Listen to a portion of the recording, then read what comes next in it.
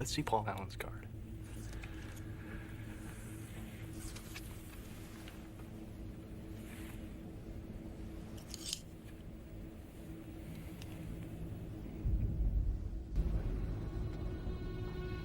Look at that subtle off-white coloring. The tasteful thickness of it. Oh my God. It even has a watermark.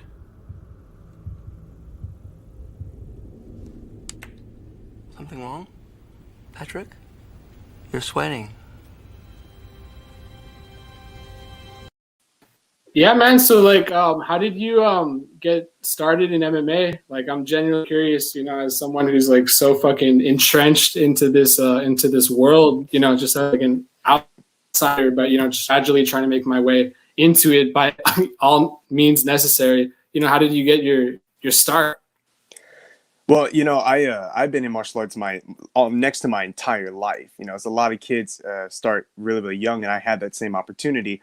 And if you got time, it's a tale to say the least. So, Right. okay, For sure, man.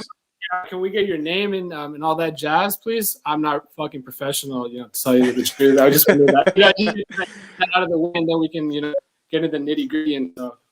Yeah, well, my name's Bear Fiorda, and thank you guys for having me on the show. Yeah, no fucking worries, man. Awesome, cool. So, what are you fighting out of, and like, what's your deal right now? Like, what gets you moving? Like, you're fighting at it like in California, right? Yep, out of Southern California. All right, awesome. Yeah, for sure, dude. California. So like, you've said that you've been fighting like your whole life, but you recently just turned pro or amateur, right? What made you start to finally like make the transition? Because a lot of my friends and shit do train, but I don't think a lot of them make that like mental switch. So what made you try to, chase a dream or try to become champ or whatever the fuck? Well, I'll tell you, and much like I said earlier, and you were correct by the pro thing. That was a transition already. Right. But I'll tell you right now, like I said, it was a tale. When I was 5 years old, my dad passed away, and I started really acting out in school. I was fighting, I was attacking. One instance, I'd say it was kind of interesting. I was running around the playground, little Bear Fiorda, just throwing haymakers at whoever was coming in distance. And of course, I got suspended in school, out of school. I was being very close to expulsion. And my mom decided that if I'm going to be this aggressive, then she's going to put me in martial arts. She's going to put me somewhere where I can do it productively. And I immediately fell in love with it. It was a Taekwondo school out in Desert Hot Springs, California. And about 5 years old, started training. At 7 to 8 years old, I started attending tournaments, and it was exciting for me. I didn't take whole gold the first time, but I certainly did later on. And I loved that drive, that intense feeling. Whether I was demonstrating the pumse or the forms or kata, as most people would know, or the kumite, the sparring, the actual physical hand-to-hand combat competition part. It was very exciting for me. I later on became one of the youngest black belts in the style of Taekwondo that I perform, which is called Mudaquan. And after that, I started teaching at about the age of 14 as well.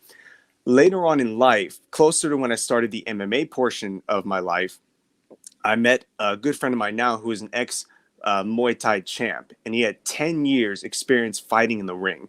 And I thought at the time I was a little unknowledgeable to this style, so I'm like, yeah, I'll spar him. We have a good time. He just flat out kicked my ass. It was not even close, man. You're talking about a guy who had some Taekwondo tournaments to like a 10-year trophy belt holder type of fighter. But it did open my eyes. And so I wanted to learn that style of combat. So I started taking Muay Thai lessons with him. And by this point, I had already had some years of jiu-jitsu because my Taekwondo school started to integrate other martial arts to turn more MMA. And with those things all together, the next step was just kind of natural. Just kind of like, okay, well, I've heard about this. I want to start competing. I want to step into the area and see what it's like. And I can remember my very first one. I tell the story a lot because it's actually, to me, it's very funny looking back on it now. It was my very first fight ever. And I step in with just my Muay Thai shorts that I actually borrowed off of him because I didn't have official shorts for the fight. And I had good stand-up thanks to him, but my ground game had been lacking since I was only training the Muay Thai. I get there, I see my guy, and I think, I could take him. Let's go. We start the match. I throw a nice, clean inside leg kick. I don't remember if it stumbled him or not, but took my leg away from me, put me on my back, and choked me out in a guillotine in about 48 seconds. And that is where the true inspiration for continuing to compete came from. Just that sudden, like, oh hell, I want to be that. I want to be that exciting, You got choked unconscious, and you were like, I want some more, basically. Oh, I want more. I want as much as I can get. And so I got into actual MMA schools and training, like a more formal way of doing things. And I haven't looked back now. We're going on 7-8 years now, and it's just been truly exciting the entire time. Oh, for sure, bro. So I did see some of your fights, man. I did notice, if I may, kind of flabby, a little bit. You could put down maybe to middleweight, perhaps. Like you are fighting at light heavyweight. Is there any reason why you don't maybe cut weight?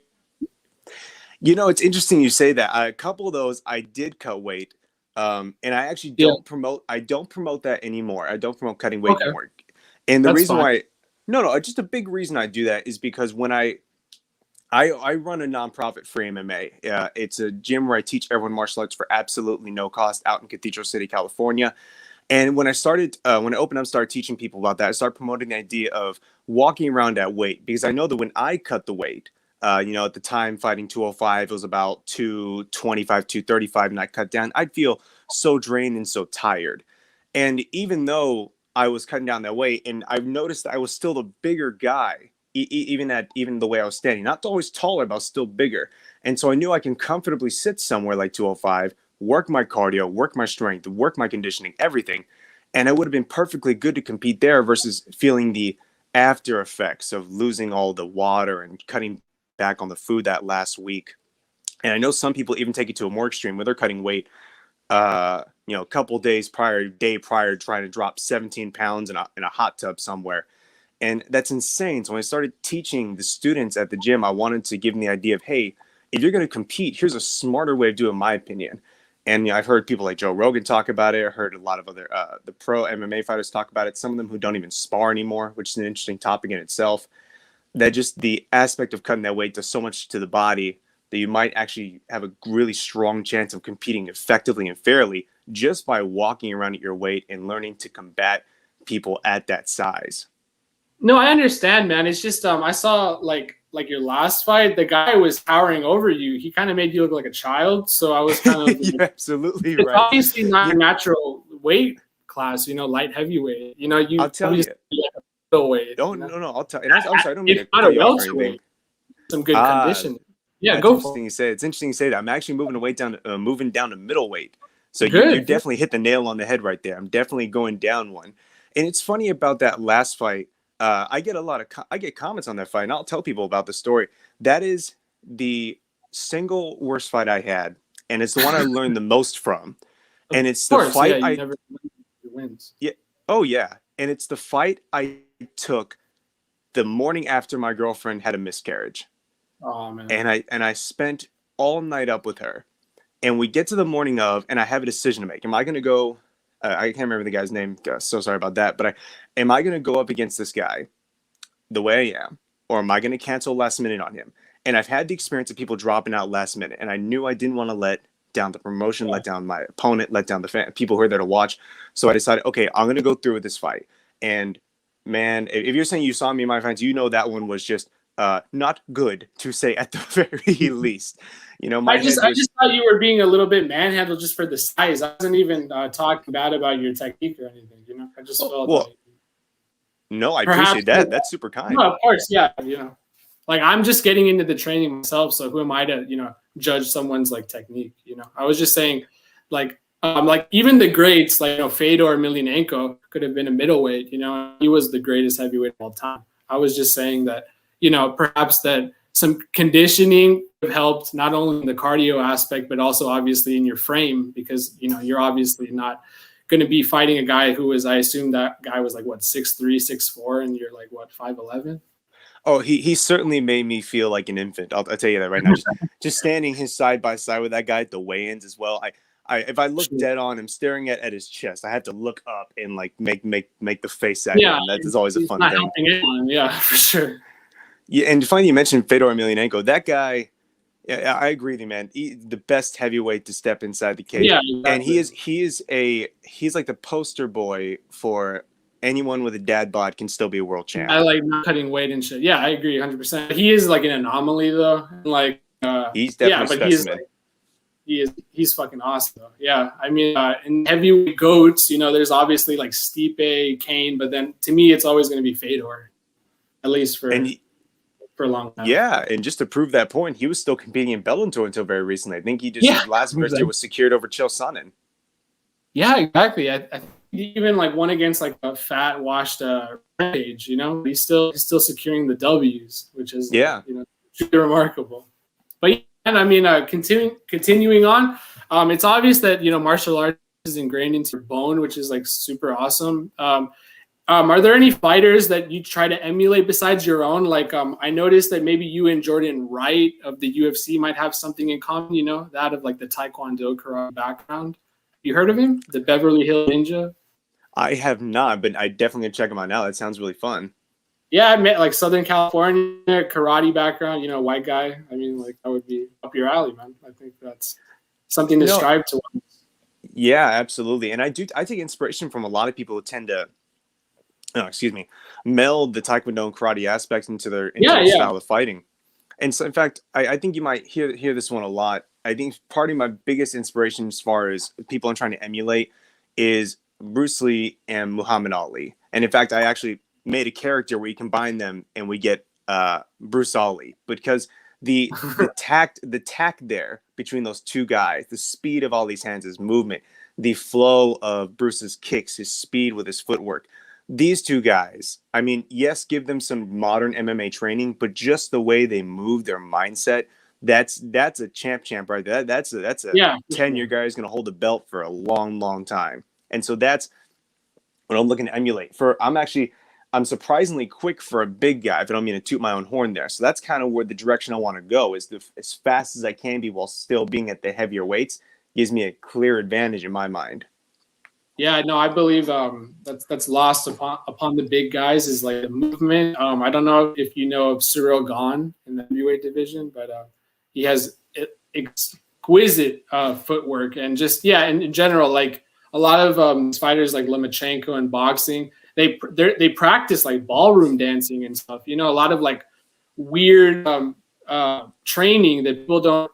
It's very like frowned upon to train like your movement, but in reality, that's like what Bruce Lee and Muhammad Ali were doing, you know, and that's what making them one of the greatest of all time, if not the greatest. It's nice that you mentioned that the ballroom dancing.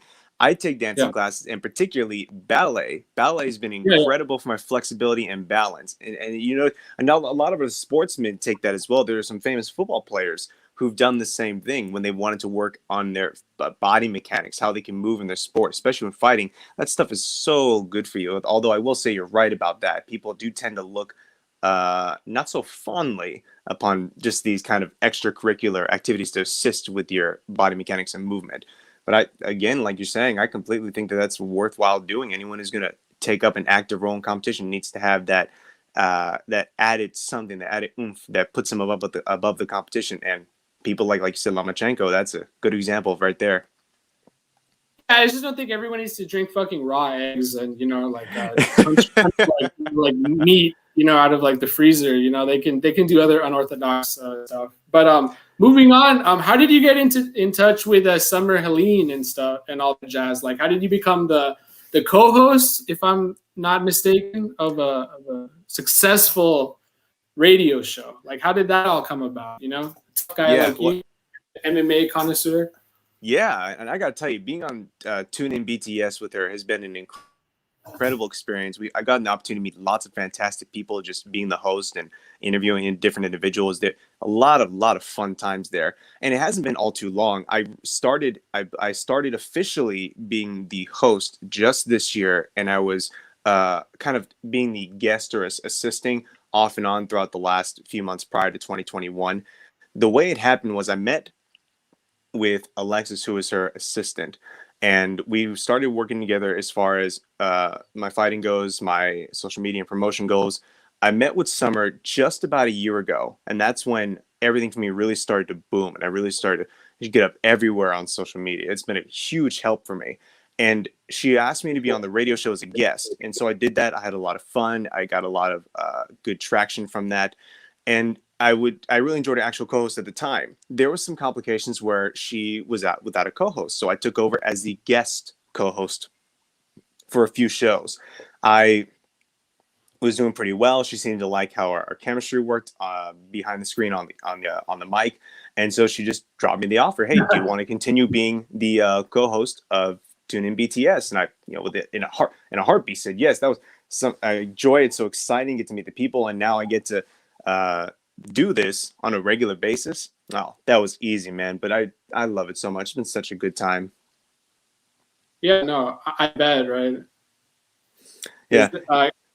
Yeah, no, continue. I mean, if you had a thought, I'm just. I was just gonna say that even more than just like recently we had that Fabia interview. Yeah. Prior to that, we have all types of people. We've had BDSM stars, we've had porn stars, we've had actors, we had other sportsmen. What I love about the show is that it's interviewing people in entertainment. It doesn't matter what side you're from, and so that way we get a wide variety of people and lots of great conversations going. Of course, yeah. How was that Fabia interview? Because that's actually how I got to know, like, I guess your neck of the woods, like your podcast dealio, because obviously my niche is MMA, but I mean, I'm like a huge movie head, and like I love entertainment as a whole, so I can appreciate like everything. But like, how was that fucking specific interview, like from your perspective? Like, I want to know. I have my own personal regrets for things that I wish I had said or maybe been a little more pushy on. But that entire interview was it was soft in the beginning, as many people notice. We start by asking the questions that he wanted us to ask. We kind of went in behind the scenes. Hey, do you have any questions, things you prefer to talk about? He sent us his stuff. We started there. He didn't answer his own questions, and maybe he prepared something. Maybe he prepared a way to kind of get past them, maybe address some of the things that everyone's talking about, but not really be straightforward about it. And we just didn't allow for that. And from that point on, it was just a cluster, man, absolute cluster. We asked him questions that he didn't want to answer, couldn't answer, or whatnot, and he just would kind of give us a roundabout way.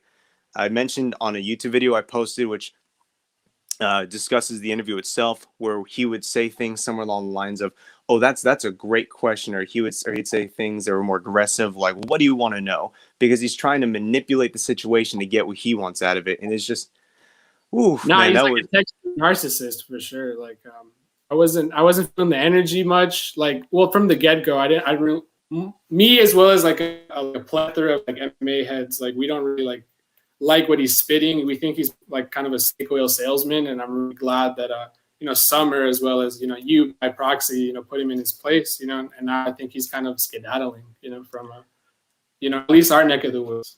Oh, so. Yeah, and you even see the latest releases by Diego Sanchez on his Twitter and Instagram talking about his separation from there. He's actually being quite. I think he's doing it quite well, not really bashing anybody, keeping it very polite. Joshua immediately went out there soon. We actually set up to interview them both. At the time of the setup, it was we got confirmation earlier that week that we'd get them both on. They had that split about Wednesday, Thursday time, and he chose to come on. But he came on with every intention of just kind of running over Diego Sanchez with a big old bus. I think that's what he had intended on doing when he got to the show. The smear campaign, trying to get ahead of it, ugly ex-girlfriend vibes, it's kind of. Oh, yeah. That's what I like that you mentioned that too.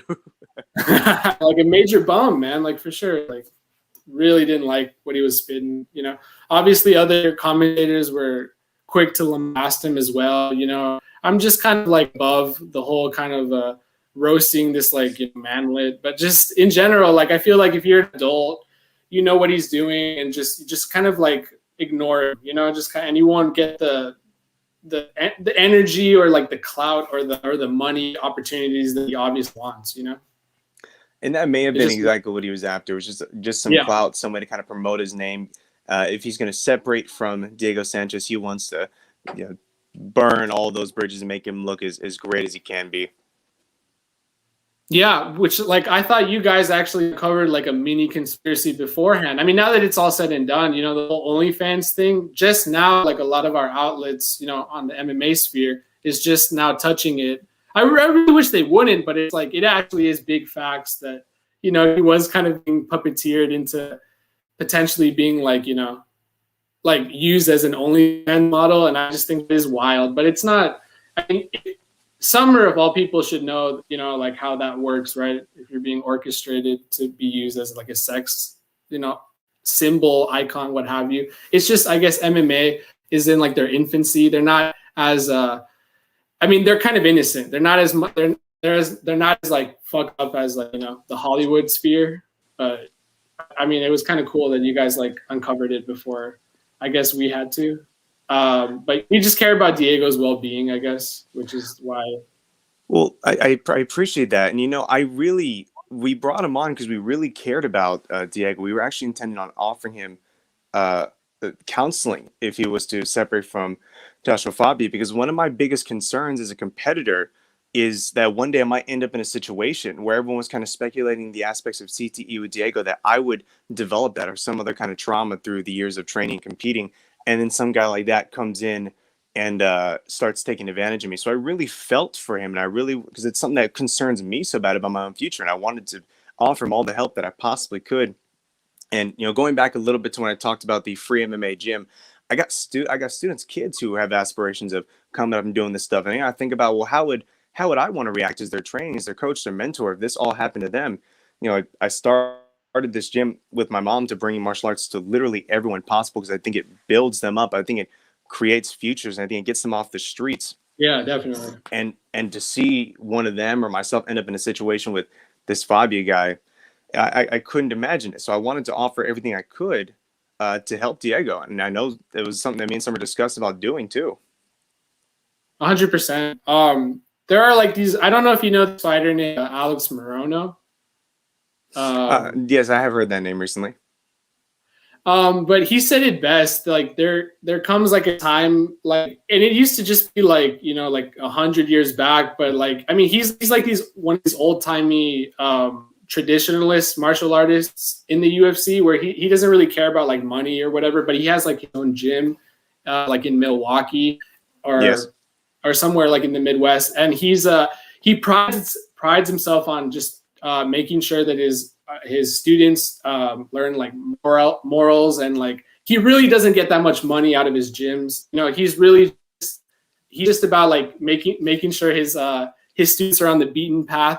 But he says that every now and then there comes like these shysters, you know, like these like snake oil salesmen, you know, that'll try to like sell like this pseudo like, you know, like McDojo bullshit, you know, like this where they try to like, oh, here's my like 5-finger death punch, or here's like my magic elixir, and like he's like, with all my like, just like if there's ever like a case like that, you know, aka like a Fabia, I just want you to call my number no matter what, because he's like, above all else, I would rather trade all my fame and wealth just to protect my students from like a piece of shit like that. And that's why I really respect, you know, Alex fucking Morono of the UFC, like a real martial artist, because I think those people are actual genuine human beings, and they're looking out for like, you know, the little guy or someone who's like kind of naive. You know, well, I had no idea that was something about this man, or that's something to do. And I can relate so hard to that, especially when you describe how he's not making anything out of the gym. It's just for the students, for the people go and train there. Yeah, for the most part. Exactly. Yeah. Oh yeah. No, when I running this nonprofit, all my internet, anything I make off online through TikTok, YouTube, through deals I make with different companies, everything goes into that gym to keep that going. I don't make any money off that gym. Everything I make goes strictly to support that facility and all the kids and all the students who go and participate there.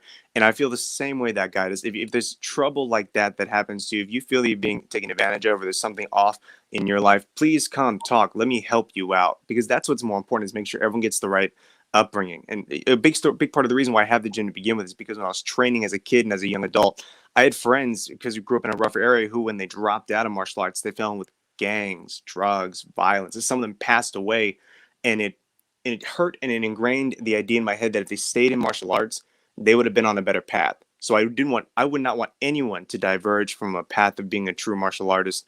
Just like from the sound of it, this Alex Moreno, I don't mean to mispronounce the name, has in mind for his students. Yeah, no, exactly. I think this guy is top tier. I mean, he just beat Donald Cowboy Cerrone. Like, are you aware of that?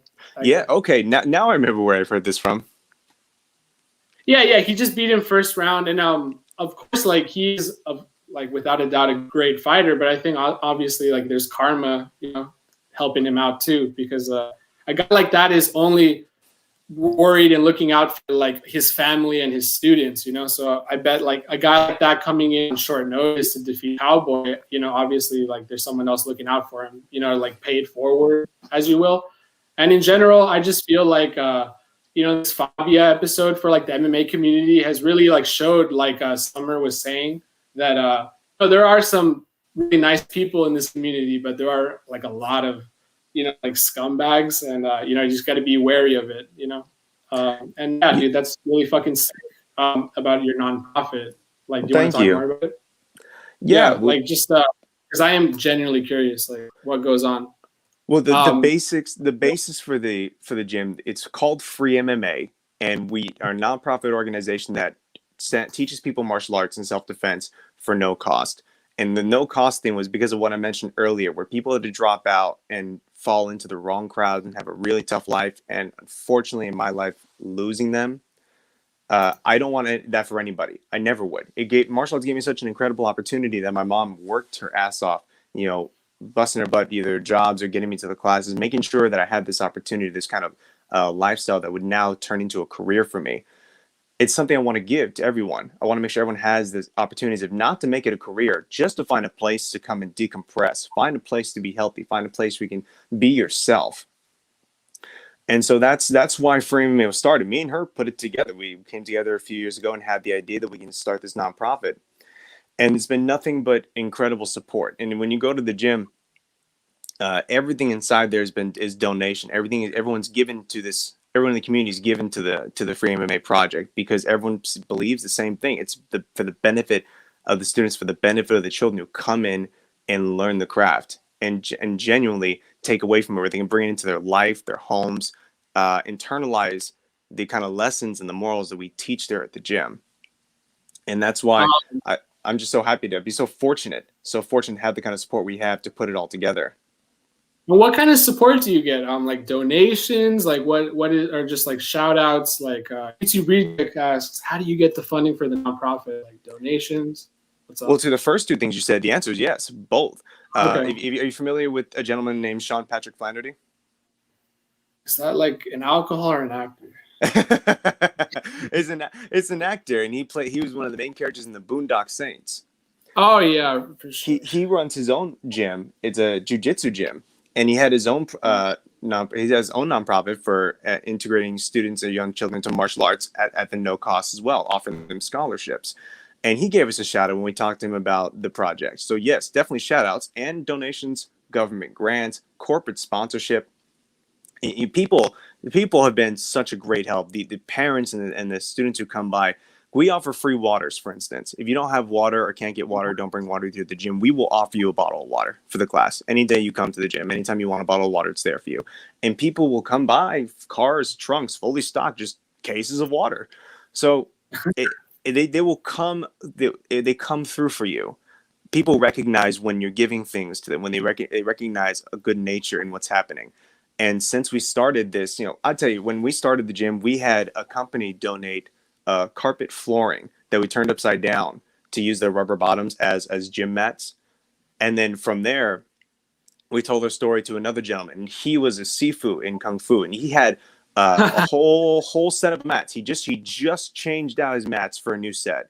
And he said, they're all yours. Just come and get them. So we drove up to Hemet area, collect all the mats, come back down, and got a chance to layer out a fully matted set. And then later on down the line from there, I met a gentleman who used to actually be the parent school of my Taekwondo school when I was a child, told him about our story. And he did the exact same thing. He came and said, I got all this extra equipment that I'm not going to be using, so I'm moving my school down to the Bay Area, so let's set up your gym with it. So then we got a whole new set of mats, crash pads, paddles, bags. It's it's the goodwill of the people that keeps us going. It's the goodwill of the companies that we talk to that help fund the gym and keep it moving forward. And thankfully, so thankfully, we're in a position now where we're looking to expand to another location here in the coming months to offer even more free martial arts to people who may have difficulty getting out to us initially now. Neat. No, that's awesome, bro. I mean, I think you went above and beyond with that answer. Jesus fucking Christ, bro. Well, even what you're doing, man, you have me on the show, giving me a platform to speak about this and offer it to everyone else. So you are doing just as much here just by talking to me right now. Yeah, man. No, it's curious. I mean, it's legit, man. I mean, this is like, if you're calling this a platform, this is like the smallest platform you've ever seen.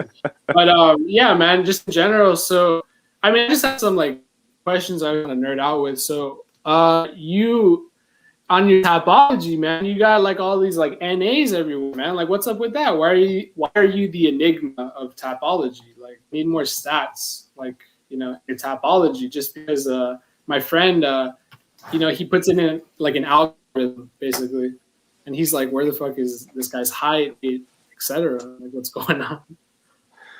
Well, you know, that one I actually couldn't explain to you. I haven't looked into a whole lot of why the stats might be there, so I think that needs to be updated for sure. And Is we it just certainly would because take you a look haven't at had that. enough fights yet, do you think, or is it just, I don't know, like, I'm just curious. I couldn't tell you because I never actually I never looked too much into the stat aspect of what gets put up there online. Okay. But that's actually interesting. I didn't. That's news to me, so I'm happy to know that, and I'm happy to look into it, and then maybe I'll put together a concrete reason as to why and kind of get some things updated. But whenever it's come to me, whether it's been for training or for just experience in the martial arts world, I tend to not pay so much attention to what's happening in the stat world or the aftermath, and that's why when you mention to me people like Alex Moreno or any other fighter, I feel a little bit bad because in my mind it's like, well, you know, I'm more focused on the training and the lifestyle and putting the gym together or fights together. I'm sorry. Go ahead. No, please. Do you think sometimes this charitable endeavors and all of this like outside work, like, you know, through TikTok and what have you, sometimes may get in the way of training, and maybe you might have like your foot out the door and that might impede in your work inside the cage? You know, I once had that thought where am I going to have so much to do in the online world that it's going to take away from my ability to function as a real fighter and make good on the things that I tell people and talk to about on the social media world. Yeah. But the more fans I got, the more opportunities I saw open. Now, I've had the opportunity to work in Dan Henderson's gym over in Hemet, Temecula. People would recognize me and help me out when I get to those gyms.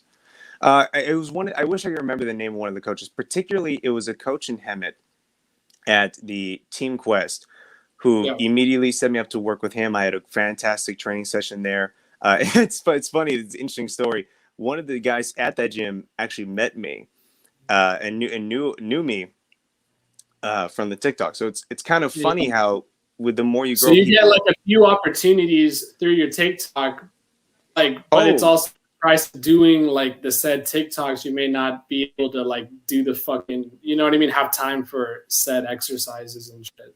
I'll tell you right now to put it a rest. I've not lost any time for training due to my social media. Right. And do you know Cub Swanson? Oh, I think it's a fair question. Yeah, he has a gym out in True MMA. Sorry, no insult there. That's kind of an easy question to answer. He has a gym called True MMA, now KBX Fitness, out in Indio, California.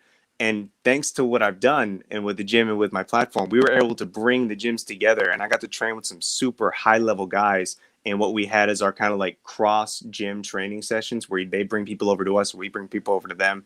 And I got an opportunity to work with that incredible man and his team too. So it's not only has it not taken away from my ability to train, it's opened up more doors for me to do so. Okay, great. Chael Sonnen. What are your thoughts on Chael Sonnen? Well, for one, I think he's probably got the best joke lines, the best lines for being a heel in the MMA world, for being the bad guy I have ever heard. Guy makes me crack up, and I think he not only was he the first one, at least I recall, being a heel in MMA. He did it best. He had the best sell. Nice. I listened to his podcast a little, listened to his talks a little bit, and he makes some really good points. You still think Uh, he's relevant in the game in terms of? I know he's retired now, but in terms of like the podcasting, like social media. Do you think he still has like an actual presence? You know, your I opinion? think, in my opinion, Yeah, if we're talking about levels of relevance, like when you hear about Joe Rogan or Chael Sonnen, Joe Rogan's probably going to win as far as who's more relevant in the MMA world. I think Chael Sonnen has a presence because of course, his following, people will listen to him. His sure. experience in the UFC, his experience outside the UFC with Bellator and other work, I think that gives him a lot of knowledge, a lot of solid value information to give to the MMA world.